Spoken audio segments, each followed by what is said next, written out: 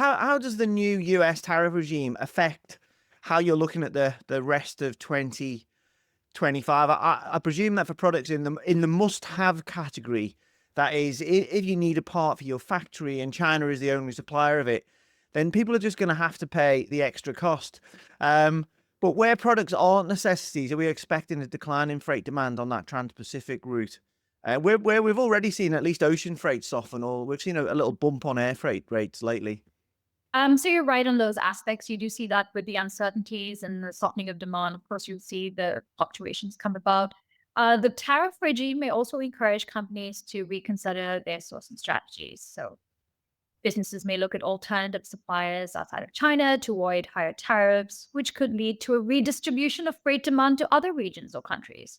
This could also result in increased freight activity from all those alternative markets. So I think the logistics industry, it's dynamic. We at DHL, got a great customs brokerage services team, and we're trying to help our customers reroute these shipments, look at how we can reduce duty impacts, and keep trade flowing. As I mentioned, we've just seen a little bump in air freight prices as people try to get cargo in earlier ahead of the tariff regime. But we did see ocean freight front loading earlier this year. We had port strikes last October. We had expectations of them earlier this year, and then we had quite a few unknowns around tariffs. So I guess the inventories are pretty high on that Trans-Pacific route already, or did you look some of your customers do a lot of front loading?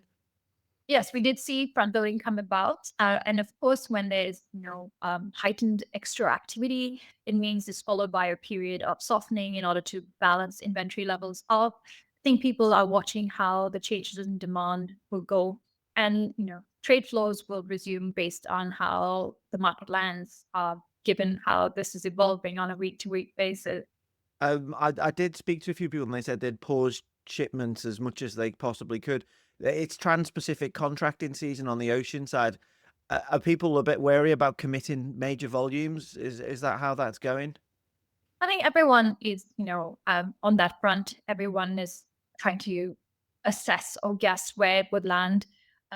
Look at, do we do long-term contracts? Do we do shorter-term contracts in this period to see how the rate level and how the tariffs would land? I think everyone is trying different strategies at this point of time. There's so many, depends on the sector or the industry that you're in, and whether you're impacted by the tariffs are a big consideration as well in terms of how people are having these strategies. So it sounds like you're seeing opportunities in some of these challenges, maybe in other parts of the world and the US. Have you got any more trade or freight predictions for 2025, Aditi, as we finish up? So for us, I mean, we see the shift towards e-commerce is going to continue driving demand for logistics services, especially in Asia Pacific region, Middle East, Africa, or Latin America.